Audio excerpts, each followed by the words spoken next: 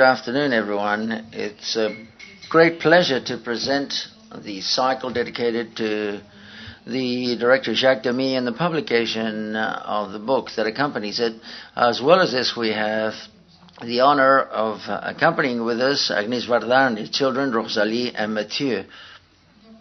Normally, when one carries out a retrospective of this nature, we select a director who had died a long time ago, perhaps. So therefore, it's not possible to have family members as directly as is the case today. We have people who have shared their life and their work with him.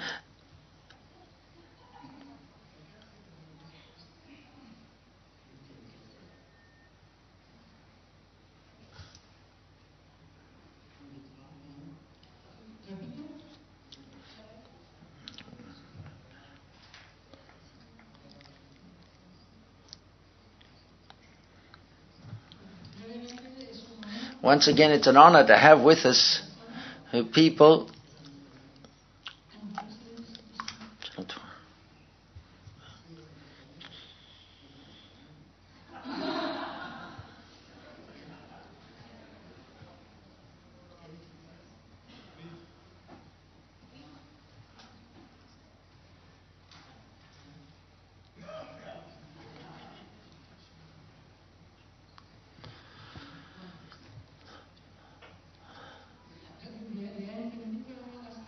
Have you understood me so far?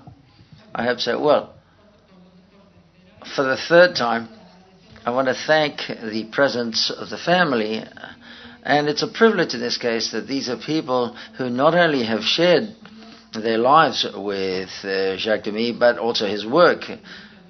Agnès, for example, and Rosalie worked with him directly. Or Mathieu, who has chosen first as an actor and then as a director to take the same steps his father did in this profession. What I would also, above all, is to thank the family for the collaboration that they've given us for the book as well as for this retrospective cycle.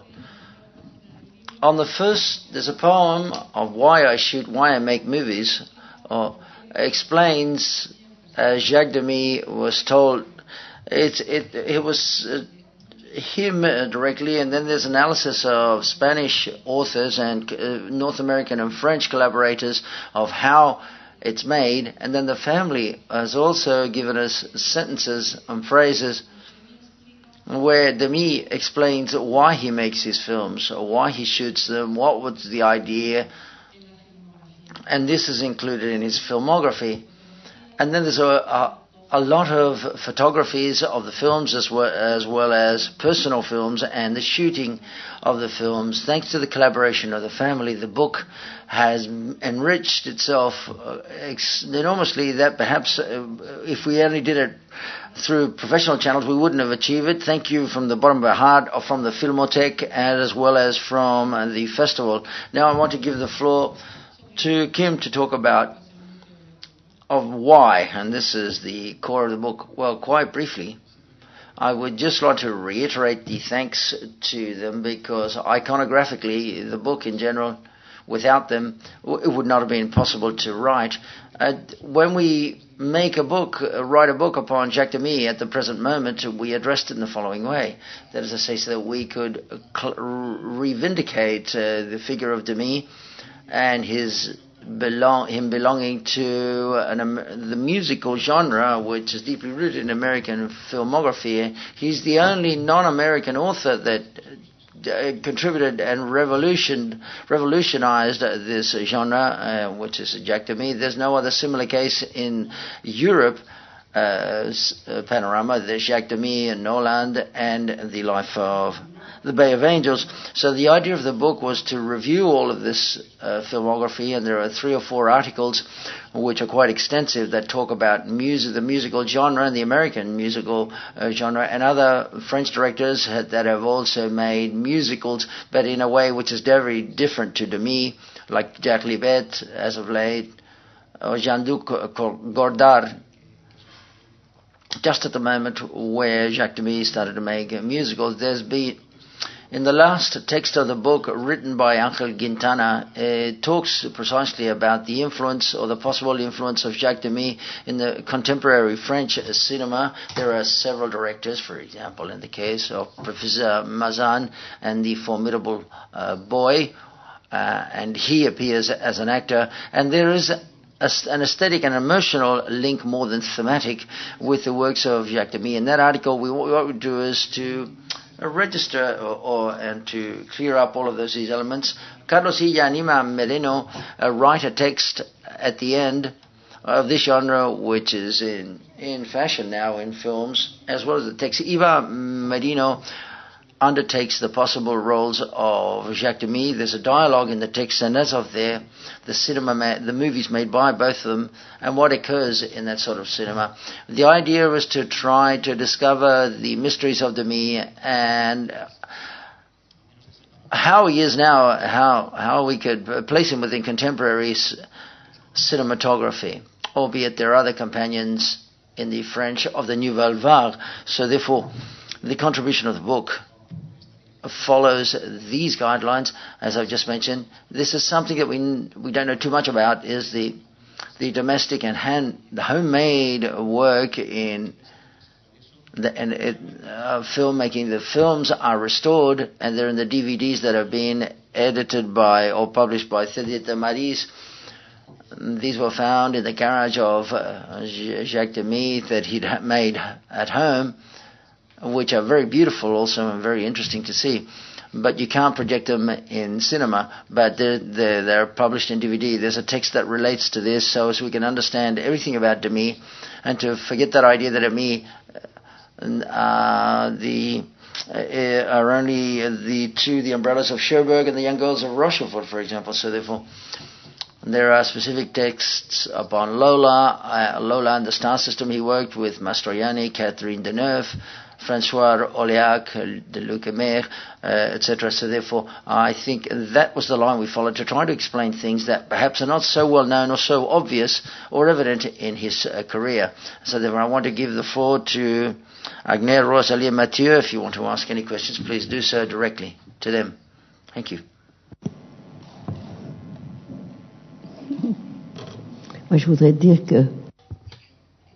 I would like to say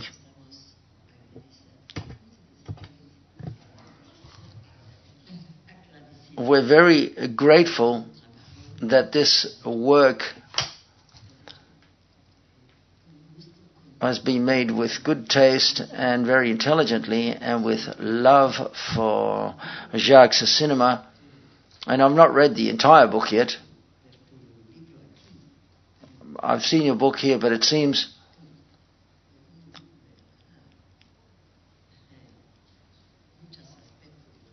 it's covered many aspects of the cinema, and it's a pleasure to know that this has allowed a cinephile and the people in Spain to get to know him a bit better. It is true, though, that the family, especially Rosalia, has got images and photographs that are originals. And this article with animation cinema that I was talking about, these animation films, he used to make these films at home when he was 14, 15, 16 years of age, okay? So therefore, he was inventing these animations, okay?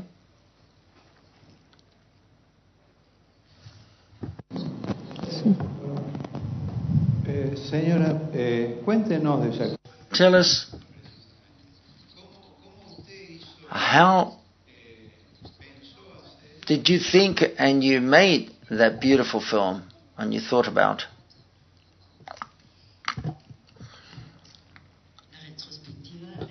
The retrospective are the films of Jacques, but normally my film is included because it was a fiction film. It was a fiction of Jacques' childhood. Jacques was ill,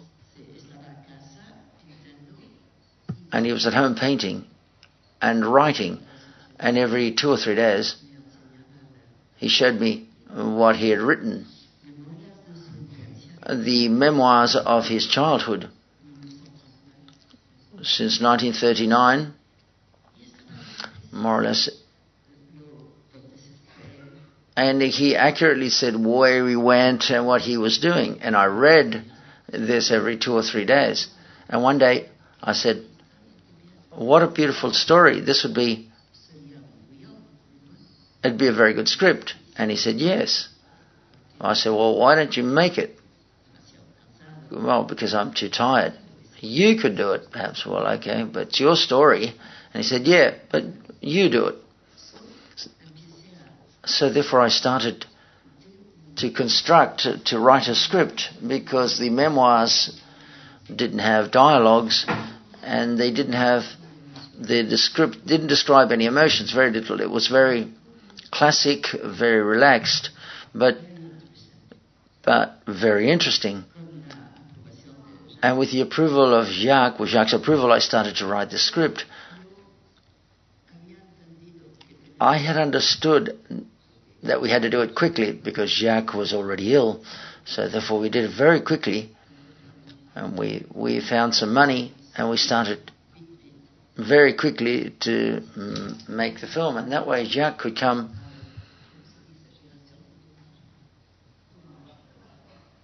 to the shoot. He was able to come, and therefore he could find the people that acted as him as 3 boys to portray the role of him as a child, his mother who looked like his mother, the father who looked like a father. And we were fortunate enough to shoot in the same garage where he spent his childhood. So that's how it started. And then he said, it's my film, I have to invent the words and the texts and so on. And many times I asked him, what do you think about the dialogues? I think it's very good. And I think it helped me very much to do this when he was so ill. And I hope that it helped him a bit, and we finished the shoot of the film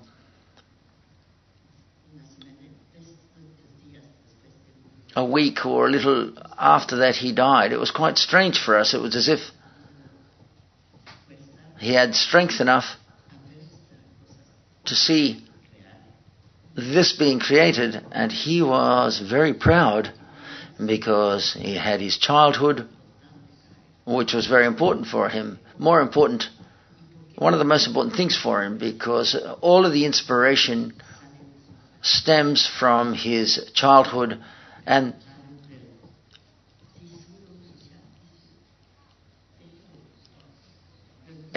the people of his social fabric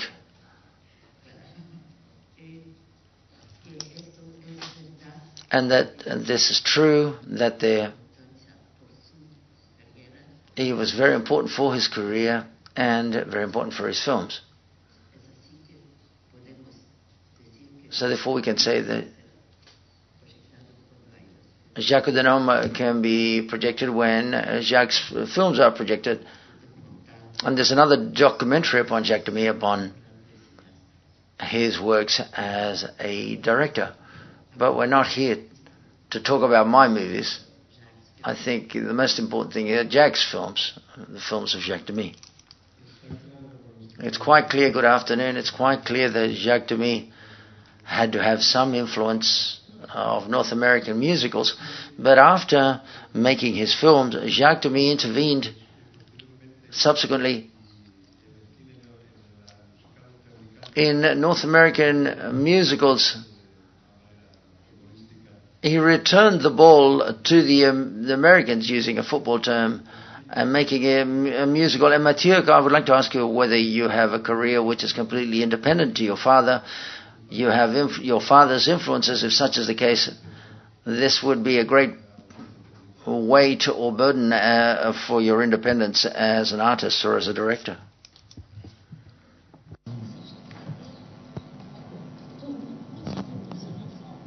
Pour moi, Toi, parle du poids de ton père. Le poids de mon père.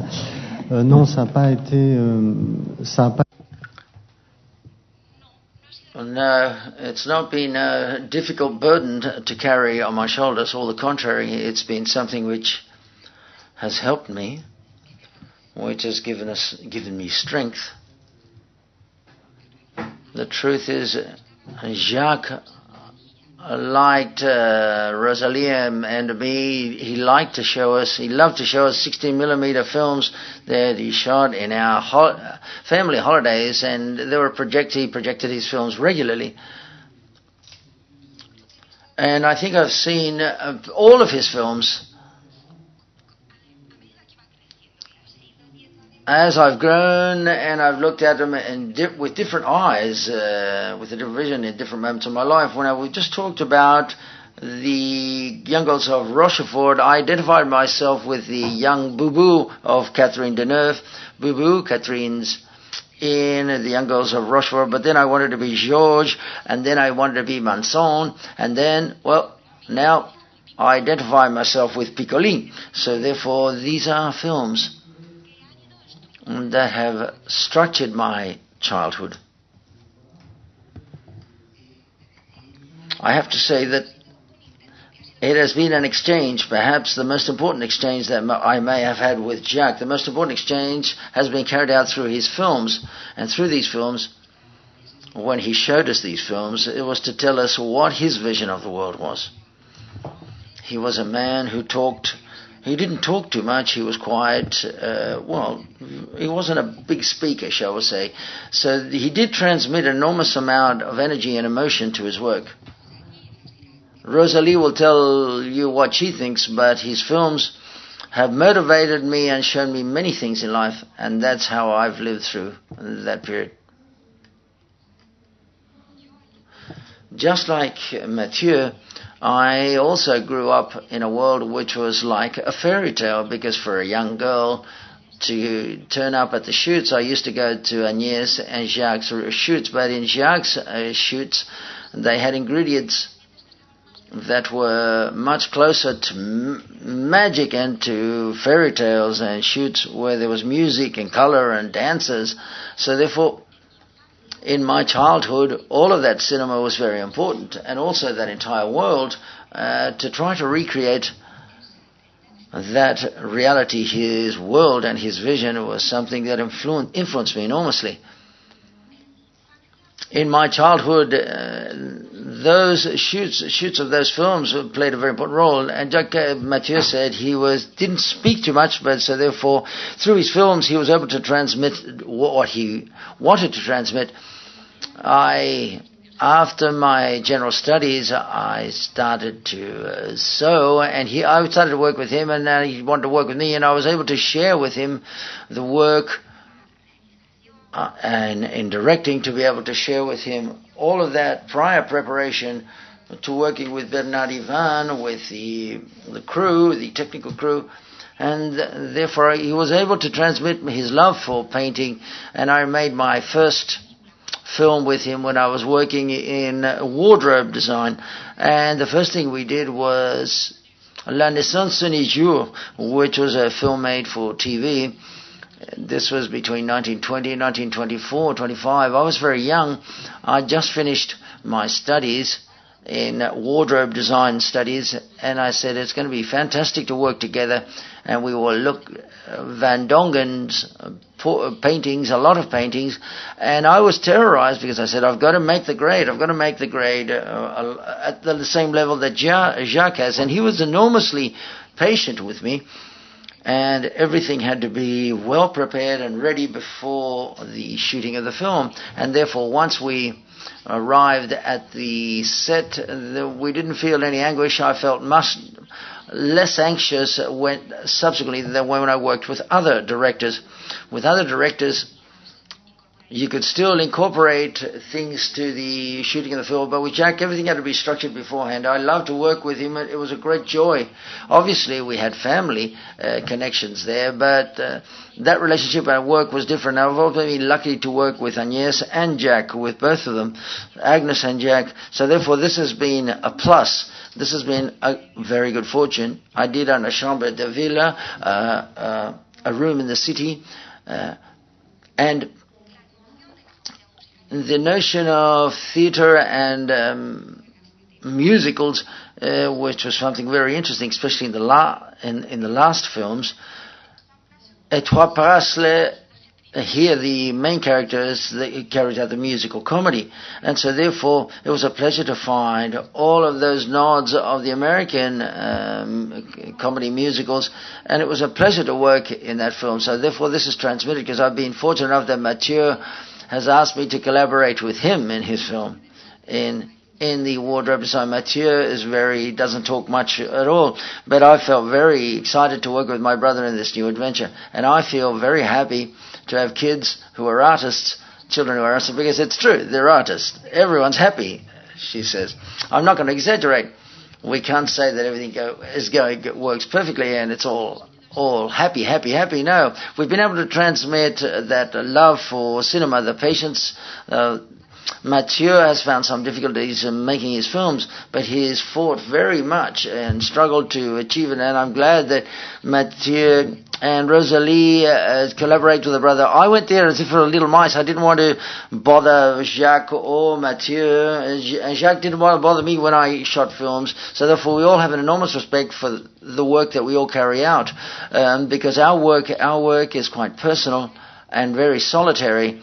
And we might have a good time being together and having lunch or eating together, but the moment when we have to put things on the set and shoot things, one has to work on one's own, and that's how we've always worked. On the contrary, because we can also say, with regards to Jacques' films, is that, and that's why when we presented the retrospective, I've said that for us it's fantastic to do it as a family, because obviously it's quite clear it's a family setting, it's a family sort of business. We've had to restore films which date back to the 1960s, films that were in not too good a condition, so therefore we've had to carry out prior work of digitalizing and restoring. Agnes started, and Rosalie and myself have continued to do it, and each of us, the three of us at our different levels, the three of us have tried, and we've always tried to make Jacques' films to continue to exist. Yes, for example, with the Young Girls of Rochefort, with the operette, I tried to keep the true memory of the colors and the desires of Jacques. Rosalie was already present for more recent films in the last 3 or 4 films that Jacques had made. So therefore we've always tried to provide all of our memories, to try to respect and not interpret or transform what Jacques had done. So this forms part of the respect that we have for him, and it forms part of the desire that his films can be seen as they were made. Like, for example, in The Umbrellas of Cherbourg, the restoration has been extraordinary. We had to select. We've been able to recover one of the negatives in the different copies, and in the 35mm copy it's a beautiful, or even more beautiful copy, because the technique is much better than the copies that came out in 1964. And this is something which is absolutely beautiful, because the idea is not only to talk about films, you've got to see them in their original state as well. Transmission. It's not only to transmit words, books, and emotion. We've also got to transmit the technical aspects. And Mathieu, for example, was in the lab working with these technicians to know what had to be done to restore the films. And Mathieu is much more technical than I am, because the technique, I'm a bit behind the times from a technical standpoint. Mathieu is much younger, and Rosalie knows a lot about colors, so therefore I think that we form a technical, sentimental trio where there's a lot of love, but a very practical threesome, because you've got to find money in many cases, and this is difficult because restoring a film is very expensive, and the production, it's a family production setup. We don't make a lot of money with these films, this can be done better or worse, but it's not, the idea is to not make a blockbuster. My films don't make us millionaires as we would like, so therefore we've got to continue along these lines within this reasonable economic means, and also to continue to find money to continue to restore Jacques' films. First of all, I want to thank you very much for being here, and it's an honor and a pleasure to be talking with you, especially after having read something about Agnès Rosalie Mathieu. Mathieu, I hope that the film that you brought for the official section, I hope it works well. I was surprised. Me too. Me also. What surprised me, we've not seen the film, but the plot, it seems to me that it's something, there's an air of Lola in it. She's a stripper, and there's something also, I don't know, there's something, I don't know, you never know, but similar, I don't know whether these are nods towards these types of films. One of the things I wanted to ask is that we've got the opportunity of seeing Jacques' films here, and Agnès' films as well. But having read everything, there are a lot of projects that didn't make it onto the screen. And could you talk, Agnès, could you talk about this a bit more? You might know a bit more about this. I'm very interested in knowing about the project that had upon Kobe, a film by Foran, or about Foran. I'm not too sure whether there's something there, or whether there's any information still left. There are so many projects that Cinderella upon Papine, for example, that he was going to make. There are so many things that Jacques had imagined. I think it's very interesting, not only what he did, but what he left. Or what ended up just being a project and never made it onto the screen. Could you talk about those dreams and what he wanted to make? Jacques Demy and myself have been fortunate to visit Jacques Prévert, who was also an extraordinary scriptwriter. We enormously admired Prévert. We had seen his films before this, Enfant de Paradis. And so we went to see him, and Jacques didn't complain. He said, well, I've got this script, but I can't find the money yet. And Prévert then said something which was extraordinary. No money and no light now. No lighting now. Prévert said, well, you know, I've written a lot of scripts that I've invented, but when you buy a script and you make a film, I have 2 or 3 scripts written and finished, but nobody wants them. So therefore Jacques and myself said, well, we've got to be very modest. We've got to know that perhaps not all of the projects are possible to put on the screen. And as regards to Jacques Demy, he had 2 projects, and we know this because we're in the US with him. He wanted to, what was it? Cinderella skate. That is to say, a Cinderella on skates, because he wanted to make a musical, the Cinderella story, but on skates. And so therefore he had looked for money, but he wasn't successful. And as regard to Pamponès, it was a script that he'd written and finished. He even presented the film to the Cinematographic Center. He he'd forwarded the income, and he thought he could be able to do it, but he wasn't able to because he was ill, and the script was left there. It was a very funny script, which was worthwhile. It was a mixture, as usual, of fiesta, partying, love story, fantasies, social problems. Only how he and in the only way he knew how to do it. And there was another script on the Compite de Molosset. But all of the films are not musicals. La Vie des Anges, Lola, The Bay of Angels. Jacques was not obsessed. He not only wanted to make musicals. In a certain sense, Une Chambre en Ville is a complete. It's a film which is sung all the time. It's not a musical. It's an opera. It's an opera, contemporary opera, shall we say? It's a cinema opera. A Room in the City. It's a popular opera. This is what he wanted to make with this type of film when he shot it. It's a pleasure to talk about Jacques Demy in cinema, and as you know,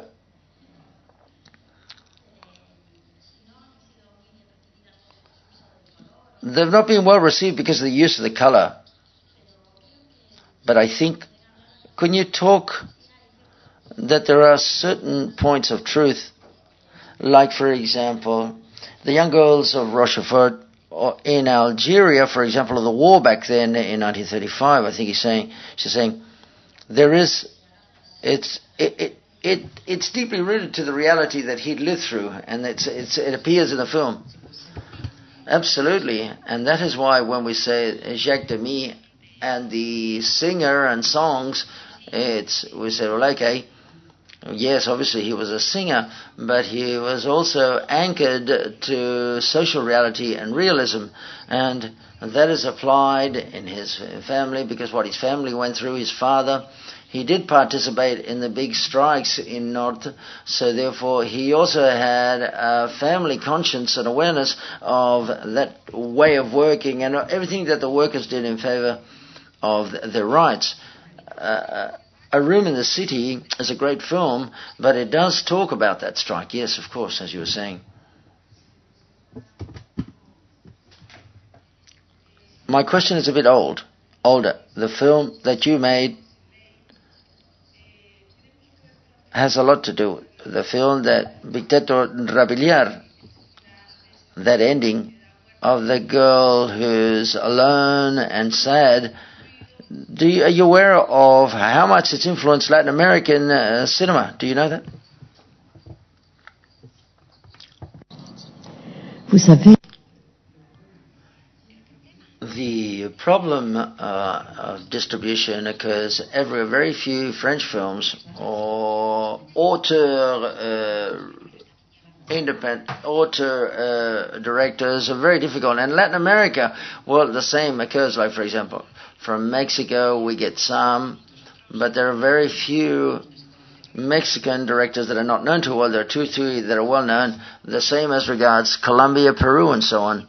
So therefore, sometimes we are not aware of this because we don't know that cinema too well, apart from the fact whether you go to specific festivals. Now there's going to be a week of Mexican cinema or Argentinian films. But these are not films that are too widely distributed. The problem with the distribution, which prevents films being circulated throughout the world. I made a film that was shown here last year, but no Spanish distributor wanted to buy it. So therefore, many times there are only films that are projected, screened 1 or 10 times in Spain. The films of Jacques Demy and his at that time were well known, but only as of the last few films, and then after that, and subsequently, so they've suffered that distribution problem. If we apply this to Latin America, I don't know the situation too much in Latin America. The truth is I don't know how he may have influenced Latin America. I'm not too sure, but now I know the 4+1. It's been in Caracas, in Bogota, in Mexico, and in Rio, and also in Madrid. They've shown the same films throughout an entire weekend. And these things are extraordinary because otherwise films by Jacques Demy would never have been able to be seen in Bogota or Caracas. So I think that auteur cinema enormously needs festivals enormously.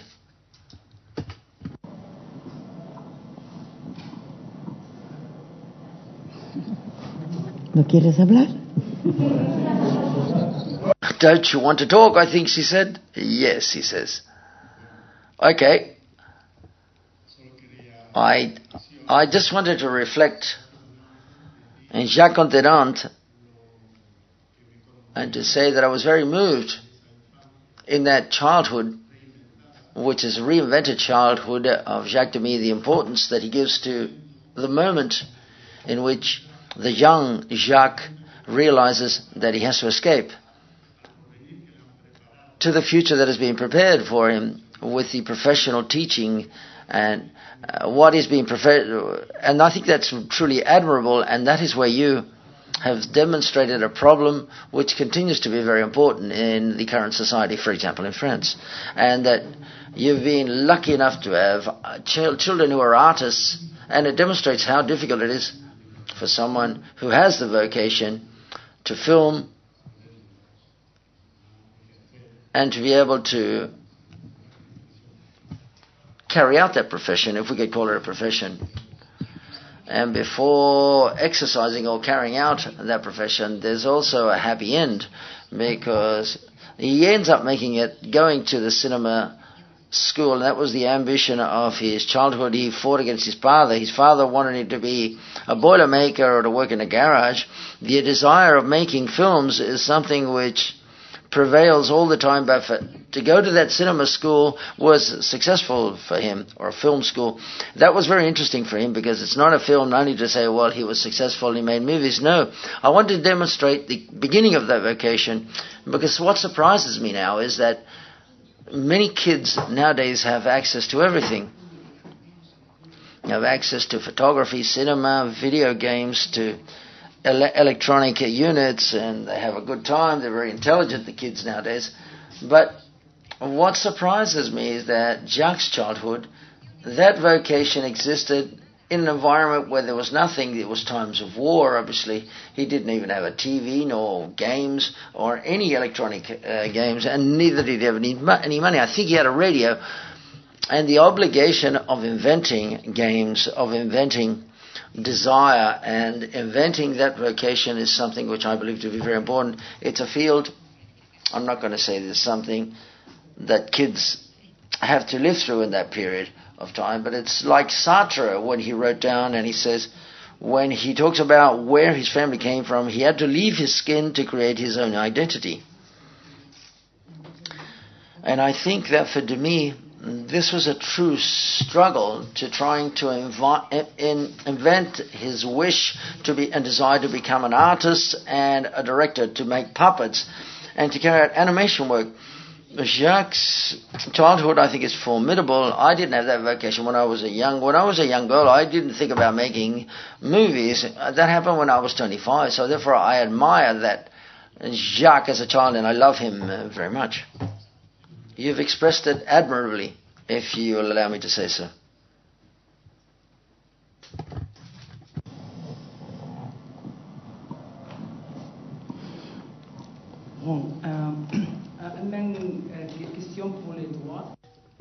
A question for the three of you.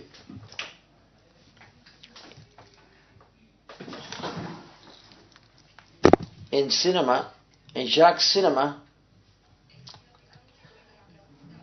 I'm sorry, we couldn't get the question.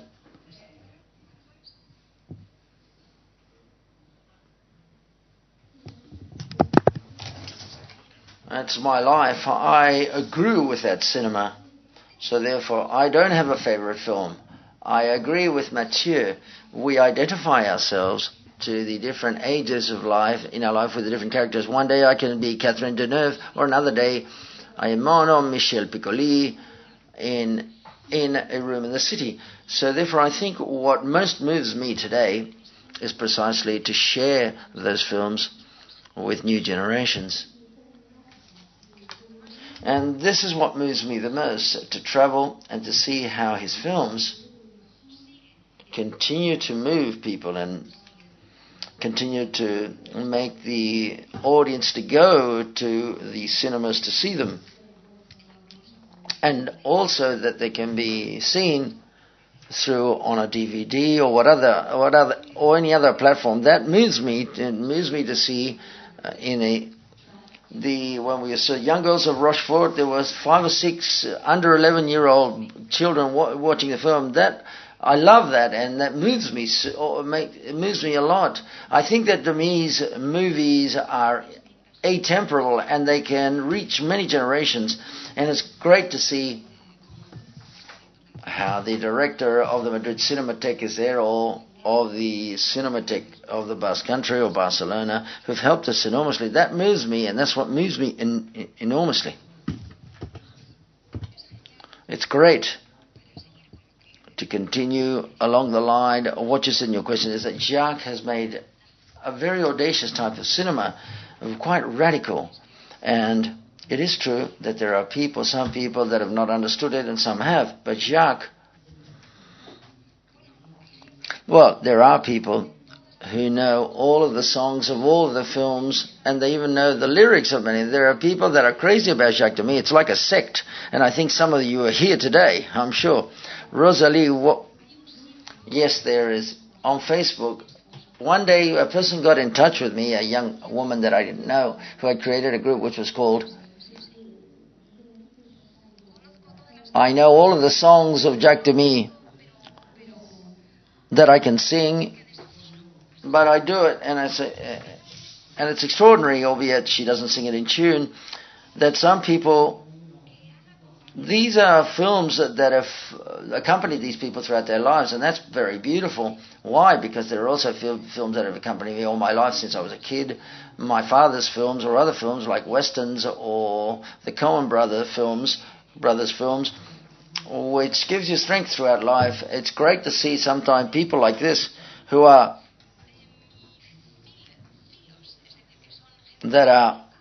people that are fanatics about Jacques Demy, and going back to the young girls of Rochefort, all the 9, 10 and 11-year-old girls who think that they are twins and they dress like them. And I've seen this, and I've also seen people have transmitted the taste of these young girls to their daughters and then to their granddaughters. There have been 3 or 4 generations of men and women who have adored the young girls of Rochefort, and also with other films. And the Ministry for Education, National Ministry for Education in France, has wanted to show films at school. It's called the School of Cinema, and they've shown it at school. That's to say, they made copies of the young girls of Rochefort at school, and Jacques de Nantes, for example, copies of Poor Dan, for example. And these are fantastic for the kids. This means that other children, 7, 8-year-old children, not only go to see films that have a lot of special effects. It's quite clear that obviously they're going to love Star Wars and films like this, but it's great that we can show them other films and that we show them to love other types of cinema. And I think this is something that doesn't give much money, but it gives the most important thing, and that means that it makes films to get to be known and to be absorbed by those children, and they can fall into all of that range of emotions that remain for the entire life. There are films of Jacques that accompany people who are cinephiles, who are big movie buffs, and some people will prefer one film and others will prefer another film, but that's quite normal. So that's why it's very important that we show how integral his work is. Unless, I'm not sure there's any crazy fanatic that's going to see all of his retrospective films.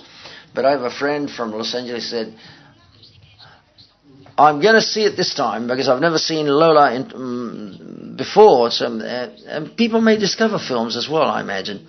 So therefore, amongst all of Demy's works, Jacques' works, there are moments in which we will understand one film or another. In life, we're not shielded, and as my children identified themselves with different characters at a certain age or a certain moment, if you've seen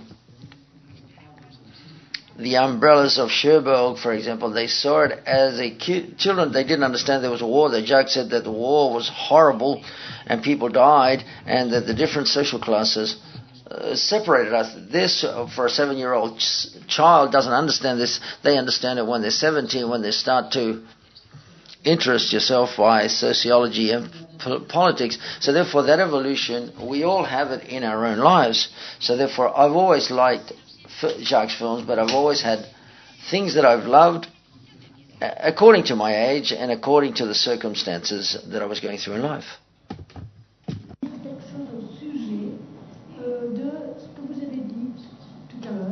I'm very sorry, we can't hear the question.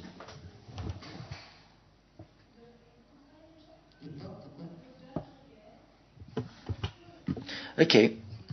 When there was nothing for kids, in that period when there was nothing for children, nothing creative for children, children were obliged to invent things. That's what you were saying. So therefore, on the one hand, I'm married to a composer who was born in the 1930s in Spain, and he discovered his vocation when he was 3 or 4 years of age. And I believe that he developed his vocation because he had nothing else to do. That's all he had. He didn't have anything that was creative around him and that was alive. Vis-a-vis my generation, what I have to say is that your films, we've seen them with enormous interest during the Franco era. I recall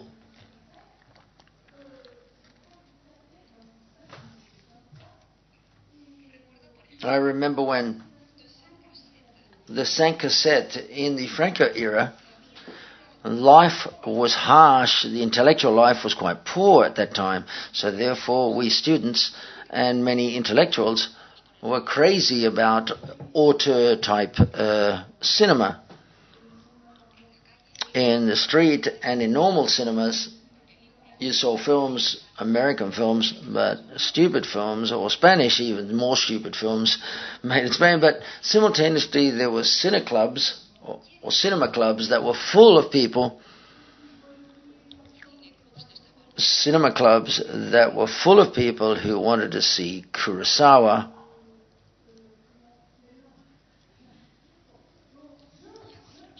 and others. And I recall having seen Cléo de 5 Cassettes, and that was something which was very important in my life. And why? Well, because there was nothing else. There was nothing else we could see, so I want to take this opportunity to tell you.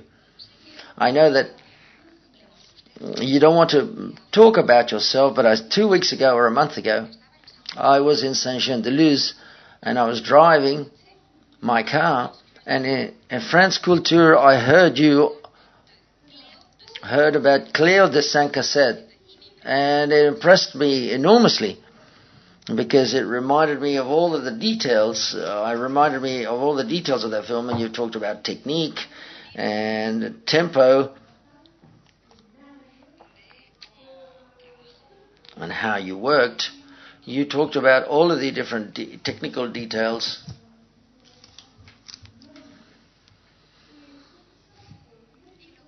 And what happens is that in films that were seen at that period, in the Franco period,